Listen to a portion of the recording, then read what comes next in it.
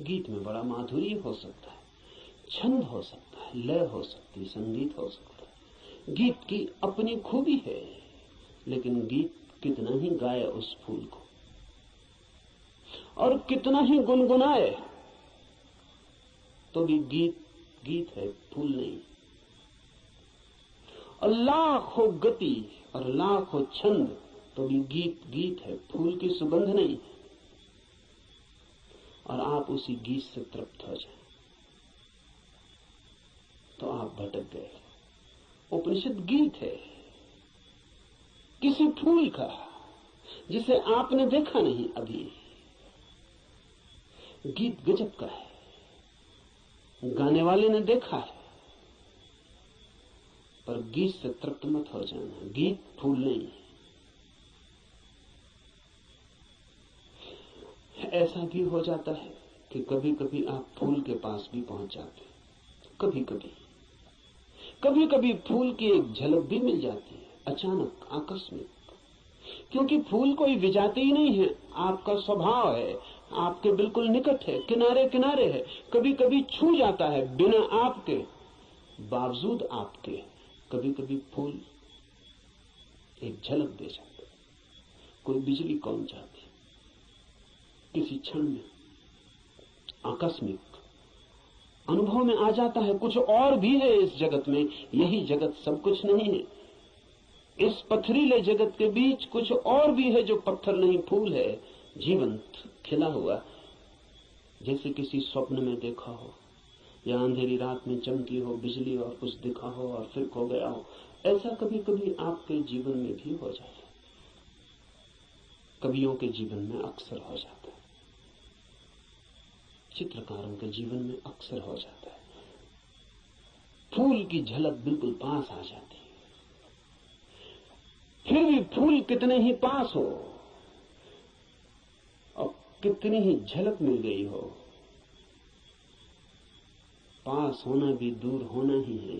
और कितने ही पास आ जाए फूल, तो भी फासला तो बना ही रहता है। और मैं बिल्कुल हाथ से भी छू लूं फूल को, तो भी पक्का नहीं है कि जो अनुभव मुझे होता है वो फूल का है, क्योंकि हाथ खबर लाने वाला है। और हाथ अगर बीच में गलत खबर दे दे तो कुछ भरोसा नहीं। और हाथ सही ही खबर देगा, इसको मानने का कोई कारण नहीं। फिर हाथ जो खबर देगा वो फूल के संबंध में कम और हाथ के संबंध में ज्यादा होती।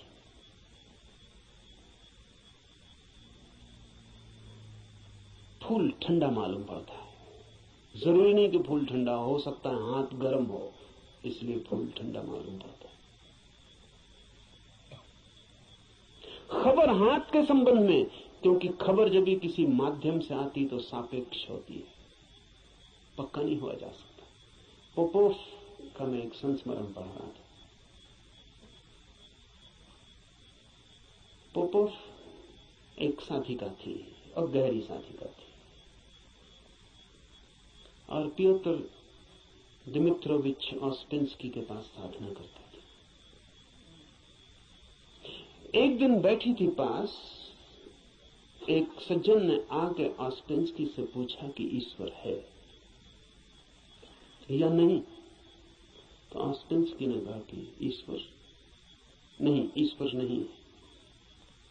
फिर ऑस्पेंस्की थोड़ी देर रुका और उसने कहा कि लेकिन मैं कोई गारंटी भी नहीं कर सकता।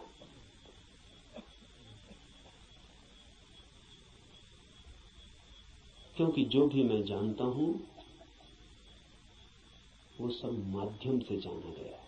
कभी आंख से देखा है लेकिन आंख का भरोसा क्या, कभी कान से सुना है लेकिन कान गलत सुन सकता है, कभी हाथ से छुआ है लेकिन हाथ का क्या कहना।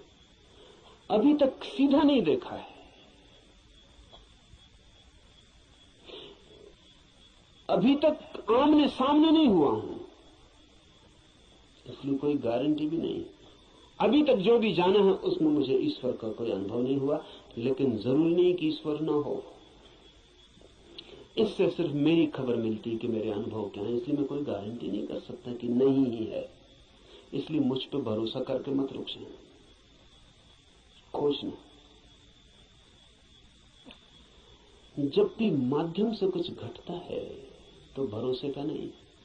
अगर फूल के बिल्कुल पास भी पहुंच जाएं तो भी आंख देखती है, हाथ छूते हैं, सुगंध नाक में आती है, ये भी दूरी का अनुभव है। तो कभी कभी कोई कवि उस परम फूल के इतने पास पहुंच जाता है तो उसकी गीत में उतर आती है गूंज उसकी, लेकिन फिर भी बुद्ध नहीं है वो, महावीर नहीं है वो। महावीर कौन है, बुद्ध कौन है? बुद्ध है वो चैतन्य जो फूल ही हो गया। इतनी भी दूरी न रही कि फूल को देखा हो, फूल ही हो गया। फूल होकर ही पूरी तरह जाना जा सकता है क्या है। उपनिषद के ऋषि की बात है, गीत है किसी फूल के संबंध में, उसे गुनगुनाना, मिठास है बड़ी उसमें, स्वाद है उसमें बहुत, लेकिन वो फूल नहीं है, गीत ही है। अगर प्रयास करेंगे तो कभी कभी झलक भी मिलेगी। मेरे पास लोग आते हैं, वो कहते हैं ध्यान में बड़ी झलक मिली, लेकिन फिर खो गई। अनंत प्रकाश हो गया था, फिर खो गया। आनंद ही आनंद हो गया था, लेकिन अब कहां है? अब खोजते हैं और नहीं मिलता। झलक का मतलब है पास पहुंच गए थे, झलक तो खो ही जाएगी। इसलिए ध्यान ज्यादा से ज्यादा झलक ही दे सकता है। उस पर भी मत रुक जाना कि उसी झलक को पकड़ के बार बार खोजते रहना है। ध्यान का तो मूल्य इतना है कि झलक मिल जाए, फिर आगे जाना है समाधि में, ताकि आप फूल ही हो जाएं।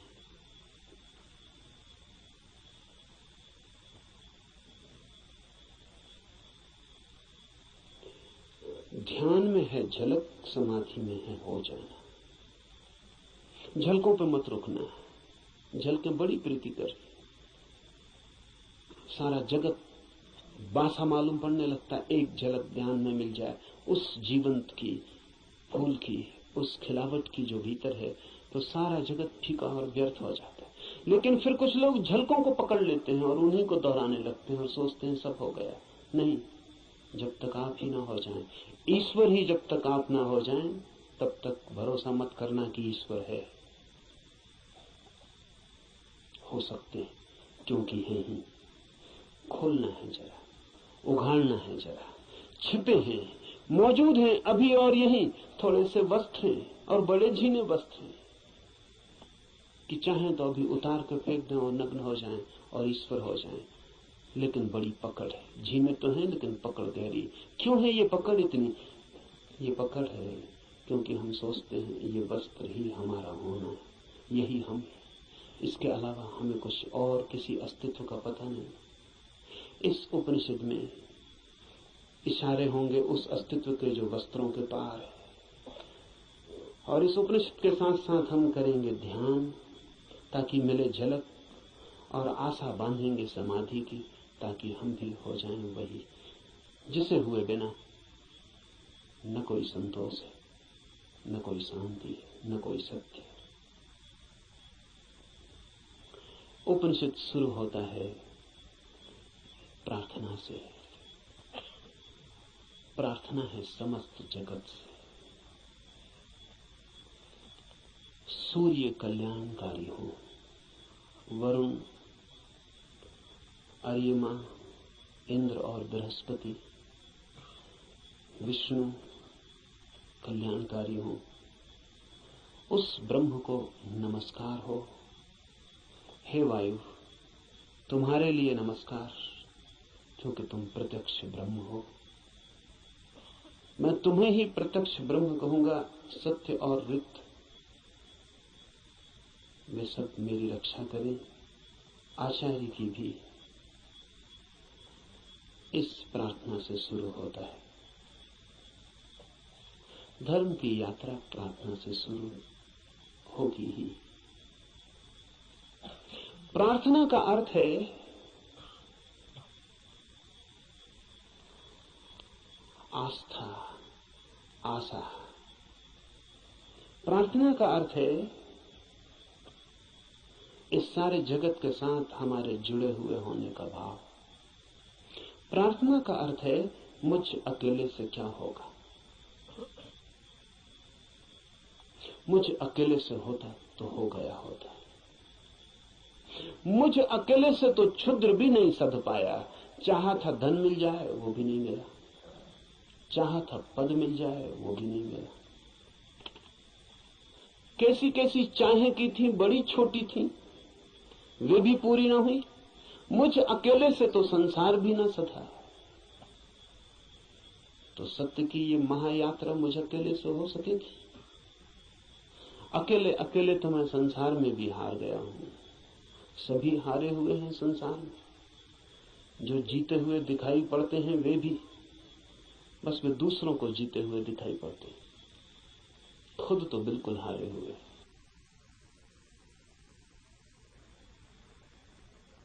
आप भी अपने को हारे हुए दिखाई पड़ते होंगे, औरों को तो आप भी जीते हुए दिखाई पड़ते हैं। आपसे भी पीछे लोग हैं जो आपको समझते हैं पा लिया आपने, जीत गए संसार में। लेकिन भीतर से अगर हम आदमी को देखें तो एक एक आदमी हारा हुआ है। संसार पराजय की लंबी कथा है, वहां जीत होती ही नहीं, वहां जीत हो ही नहीं सकती। वो संसार का स्वभाव नहीं, वहां हार ही नियति है, किसी की नहीं, किसी व्यक्ति की नहीं। संसार में होने की नियति ही हार है, वहां हारना ही होगा। वहां कोई कभी जीतता नहीं। वहां हम नहीं जीत पाए जहां क्षुद्र था, स्वप्न था। शंकर कहते हैं माया है, वो माया में भी हार गए। सपना था, भ्रम था, वहां भी तो जीत ना पाए। जब भ्रम में भी हार गए, सपने में भी न जीते, तो यथार्थ में, सत्य में अकेले से क्या होगा? प्रार्थना का अर्थ है संसार में पराजित हुए व्यक्ति का यह अनुभव कि जन्मों जन्मों तक चेष्टा करके मैं हार गया। क्षुद्र में तो विराट में मेरी सामर्थ्य। इसलिए प्रार्थना, इसलिए सारे जगत को पुकारा है ऋषि ने कि मुझे साथ देना। सूर्य को पुकारा है, वरुण को पुकारा। ये सब नाम है, प्रतीक है जीवन की समस्त शक्तियों की। सूर्य को पहले पुकारा है क्योंकि सूर्य हमारा जीवन है, उसके बिना हम नहीं होंगे। हमारे भीतर सूर्य ही जीता है, जलता है। उधर सूर्य बुझ जाए, यहां हम बुझ जाए। सूर्य ही हमारा प्राण है, इसलिए पुकारा। कहा वायु को नमस्कार है, विशेष रूप से वायु को नमस्कार कहा है इस प्रार्थना में, क्योंकि तुम प्रत्यक्ष ब्रह्म हो। अजीब सी बात है, थोड़ा सोचें। बड़े मजे की बात है, क्योंकि वायु है बिल्कुल अप्रत्यक्ष और सब चीजें प्रत्यक्ष। सूर्य को कहा होता प्रत्यक्ष ब्रह्म हो, जीते जागते जलते प्रखर, समझ में आता। सूर्य को नहीं कहा प्रत्यक्ष ब्रह्म, कहा वायु को जो बिल्कुल दिखाई पड़ती नहीं, बिल्कुल अप्रत्यक्ष। कहां है प्रत्यक्ष वायु? सिर्फ अनुमान है कि है, लगता है कि है, भासता है कि है, दिखाई तो पड़ती नहीं। आंख के सामने कहां है? प्रत्यक्ष का मतलब है आंख के सामने है। जो आंख के सामने वायु बिल्कुल नहीं है, पत्थर पहाड़ सब आंख के सामने, वायु नहीं है। लेकिन ऋषि कहता है हे वायु नमस्कार तुम्हें, क्योंकि तुम प्रत्यक्ष ब्रह्म हो। इसलिए कहा कि वायु जैसे दिखाई नहीं पड़ती और है, और आंख को दिखाई नहीं पड़ती फिर भी आंख को छू रही है प्रतिपल। ऐसा ही परम सत्य है, दिखाई नहीं पड़ता, छू रहा है प्रतिपल। वायु दिखाई नहीं पड़ती क्योंकि हमारे पास देखने वाली आंख नहीं है।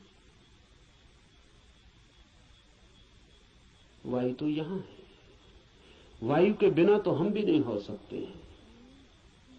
वही तो हमारी श्वास में हमें संभाले, उसका ही आवागमन तो हमारा सारा जीवन है। जो इतने निकट है। श्वास है जो हमारी, वो भी दिखाई नहीं पड़ती क्योंकि हमारे पास आंखें बड़ी स्थूल है। तो हम जो बहुत मोटा मोटा है, स्थूल स्थूल है, वो देख लेते हैं। जो सूक्ष्म है वो हमें दिखाई नहीं पड़ता। वायु सूक्ष्मतम है, हमारे सामने मौजूद है, भीतर मौजूद है, बाहर मौजूद है, रोए रोए में मौजूद है और दिखाई नहीं पड़ती। इसलिए कहा कि तुम प्रत्यक्ष ब्रह्म हो, तुम ठीक ब्रह्म जैसी हो। वो भी यहाँ मौजूद है और दिखाई नहीं पड़ता। और रोए रोए में वही समाया है, रोआ रोआ वही है, और फिर भी उसका कोई पता नहीं चलता। इसलिए वायु को नमस्कार किया है कि हम वायु को तो जानते हैं, ब्रह्म को नहीं जानते। वायु से एक धागा जोड़ा है कि ब्रह्म में ठीक वायु जैसा है। इसलिए मैं तुम्हें प्रत्यक्ष ब्रह्म कहूंगा। ऋषि कहता है वायु को सत्य और ऋत के नाम से भी कहूंगा, क्योंकि तुम ठीक उस जैसी हो जो है और जिसका हमें पता नहीं, जो हम स्वयं हैं और जिसका हमें पता नहीं, जो अभी और यहां सदा से मौजूद है और हमें उसका पता नहीं। लेकिन ये खोज पूरी हो सके अगर सब देवता रक्षा करें। देवता से अर्थ है सदा से जीवन की अनंत अनंत शक्तियां, और जीवन है एक विराट जाल अनंत शक्तियों का। आपका होना भी एक विराट जाल है अनंत शक्तियों का। मिलता है आप में सूर्य, मिलता है वरुण, मिलता है इंद्र, मिलती है वायु, मिलती है अग्नि, मिलती है पृथ्वी, सब कुछ मिलता है आकाश, सब आप में मिलते हैं। अगर एक व्यक्ति को हम पूरा का पूरा जान लें तो हमने बीज रूप में समस्त अस्तित्व को जान लिया। सब कुछ उसमें है, सबका दान उसमें है, सब मिलकर ही उसका अस्तित्व है। इन सबकी सहायता की प्रार्थना है, लेकिन क्या सूर्य सहायता करेगा?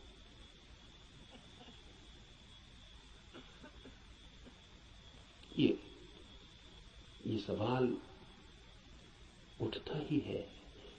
प्रार्थना भी की तो क्या सूर्य सहायता करेगा?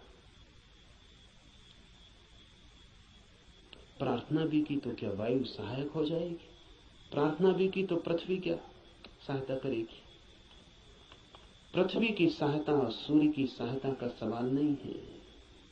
आपने प्रार्थना की, यही बड़ी सहायता है। इसे थोड़ा ठीक से समझ लें। कोई सूर्य आके आपको सहायता नहीं करेगा, लेकिन आपने प्रार्थना की, इसका जो परिणाम है वो सूर्य पर नहीं होगा, आप पर होगा। क्योंकि प्रार्थना करने वाला चित्त हो जाता है विनम्र, प्रार्थना करने वाला चित्त हो जाता है असहाय, प्रार्थना करने वाला चित्त स्वीकार कर लेता है इस बात को कि मुझ अकेले से नहीं होगा। प्रार्थना करने वाला चित्त मिटने को तैयार हो जाता है। प्रार्थना करने वाला चित्त अपने अहंकार को, इस भाव को कि मैं कर सकता हूं, छोड़ देता है। इसके परिणाम होते हैं। प्रार्थना का सारा परिणाम आप पर होता है। प्रार्थना से सूर्य नहीं बदलता, आप बदलते हैं। प्रार्थना से जगत नहीं बदलता, आप बदलते हैं। लेकिन आपके बदलते ही दूसरे जगत में आपका प्रवेश हो जाता है। प्रार्थना आमतौर से जब आप करते हैं तो यही सोचते हैं कि कोई कुछ करेगा, इसलिए प्रार्थना कर। न, प्रार्थना है एक उपाय, एक डिवाइस। हाथ तो आप जोड़ते हैं किसी और के सामने, लेकिन जो परिणाम होता है वो होता है भीतर, जिसने हाथ जोड़े हैं उस पर। इसलिए बड़ी कठिनाई होती है अगर आप वैज्ञानिक के सामने कहें कि हे सूर्य सहायता कर, तो वो कहेगा मूर्खता की बात है। क्या सूर्य तुम्हारी सहायता करेगा? कब किसकी सहायता की? कि हे इंद्र वर्षा कर, पागल हो गए हो? प्रार्थनाओं से कहीं वर्षाएं हो गई? वैज्ञानिक ठीक कहता है, न तो सूर्य आपकी सुनेगा, न बादल आपकी सुनेगी, न हवा आपकी सुनेगी, कोई आपकी नहीं सुनेगा। लेकिन आपने पुकारा, ये आपको बदल जाएगा। आपने कितने जोर से पुकारा, उतनी गहरी हूक आपके भीतर प्रवेश हो जाएगी। अगर आपके पूरे प्राण पुकार उठे तो आप दूसरे ही आदमी हो जाएंगे। इसलिए है प्रार्थना।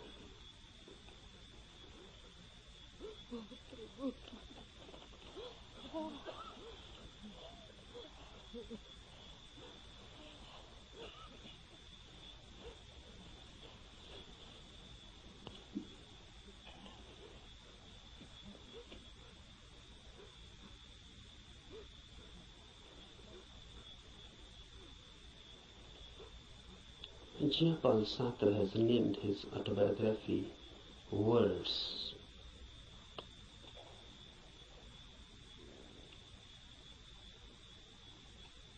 This christening of his autobiography as Words is significant, deeply significant.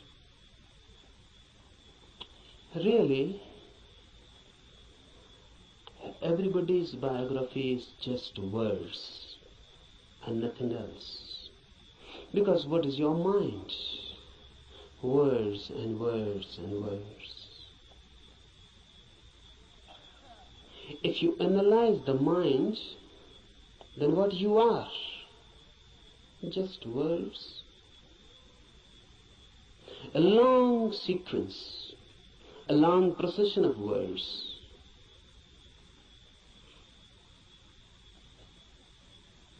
This is everybody's autobiography. But if you are nothing but words, then you are not. Then you are yet unborn. Then you are yet to exist authentically. Because words are just words, sounds. They mean something, but basically they are meaningless.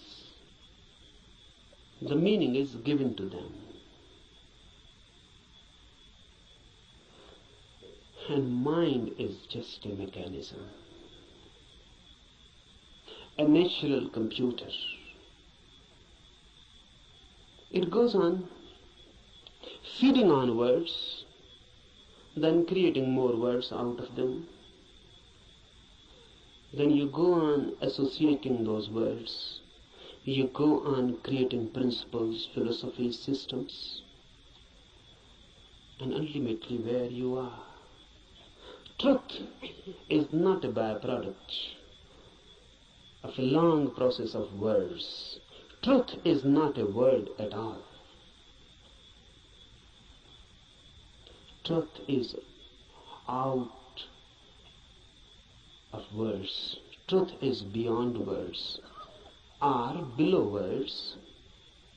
Truth is experience, not words.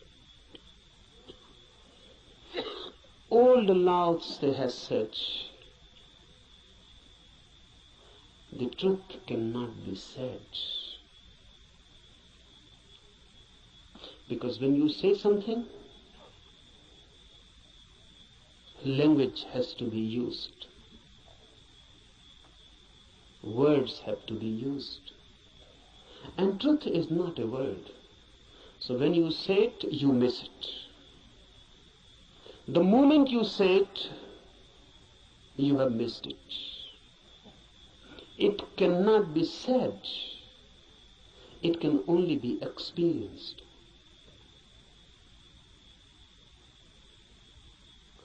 It can only be lived. Unless you live it, you cannot know it. But we know. That's the problem. Rather, we know too much.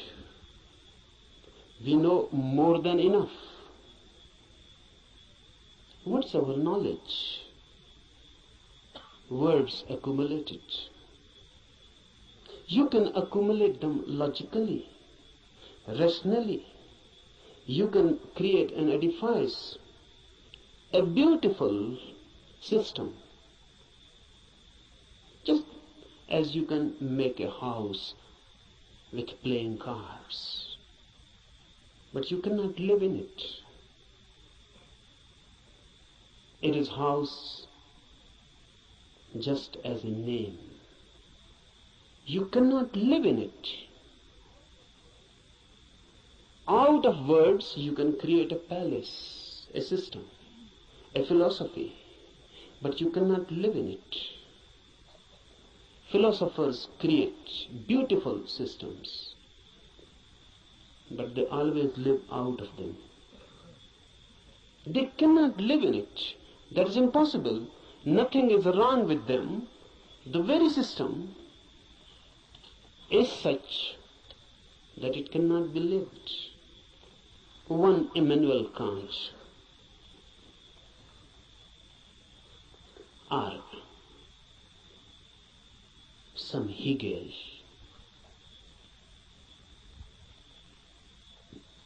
they create out of words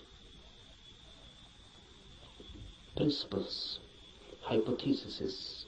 They go on explaining the whole universe, but they themselves remain unexplained. They can explain the whole cosmos. They can say how the world was created. They can say what is the destiny. And look in them, dig deep, and you find a very miserable man, just as unhappy as anyone, as in hell as anyone.